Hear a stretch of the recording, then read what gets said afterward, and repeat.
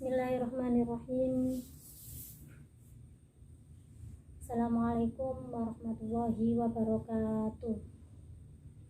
Alhamdulillah, bertemu lagi bersama Ustazah Uswatun Hasanah dalam pelajaran Akidah Akhlak kelas 6 dalam keadaan sehat. Amin.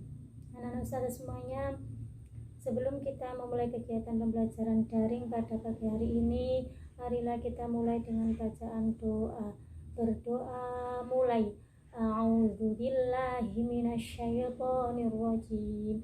Bismillahirrahmanirrahim. Rabbi zidni ilman warzuqni fahma. Amin. Alhamdulillahirabbil alamin. Anak-anak ustazah semuanya kelas 6. Kali ini kita akan belajar kisah Nabi Ayub. Nabi Ayub adalah putra Amun bin Tarak bin Rum bin Is bin Ishak bin Ibrahim. Nabi Ayub alaihissalam hidup sekitar tahun 1540 sampai 1420 sebelum Masehi. Nabi Ayub diperintahkan Allah Subhanahu wa taala berdakwah ke Bani Israel dan kaum Amaria, dan diangkat menjadi nabi pada tahun 1500 sebelum Masehi. Anak-anak ustazah semuanya, Nabi Ayub adalah nabi yang sangat kaya raya. Beliau sangat dermawan, kekayaannya melimpah, tapi tidak menjadikannya sombong, malah bertambah kuat imannya, bertambah taatnya kepada Allah Subhanahu wa taala, sampai setan iri dengki kepada Nabi Ayub.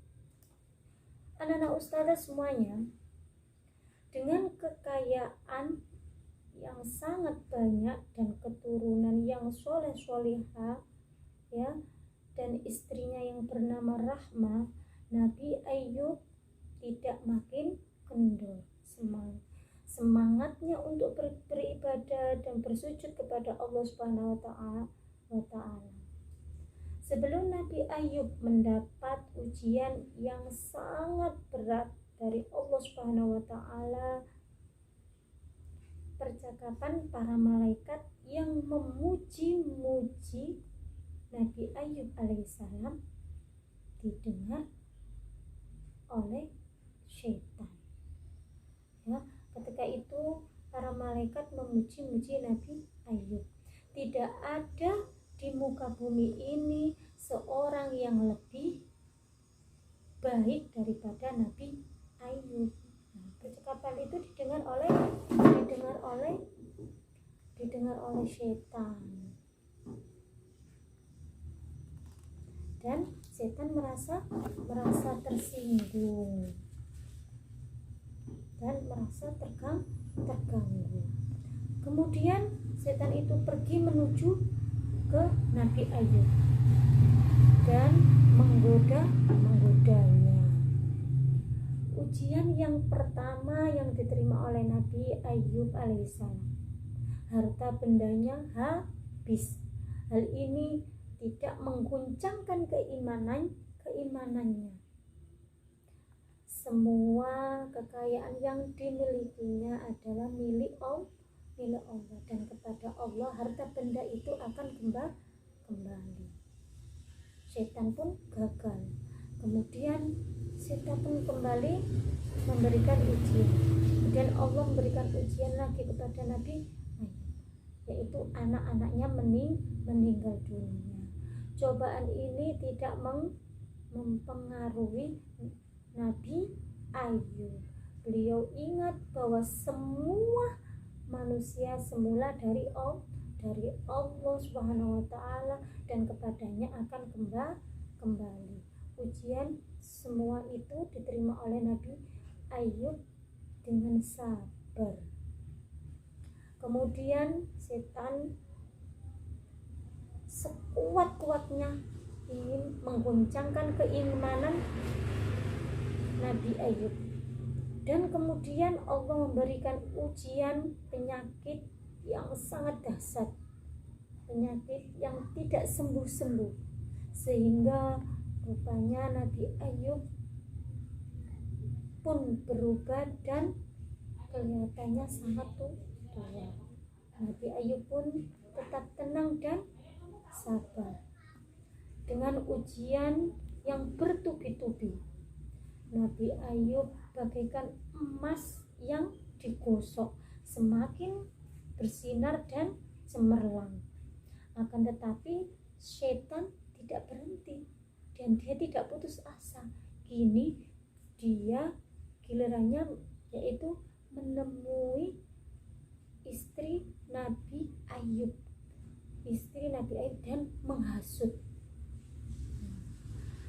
Istri Nabi Ayub yang terkenal sangat setia kepada suaminya.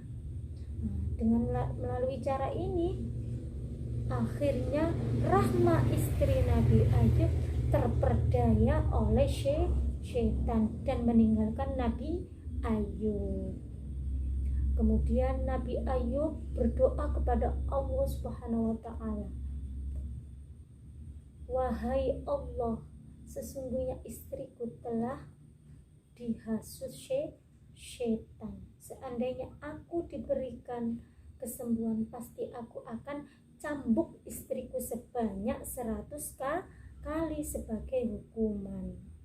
Kemudian Allah mengabulkan doa Nabi Ayub.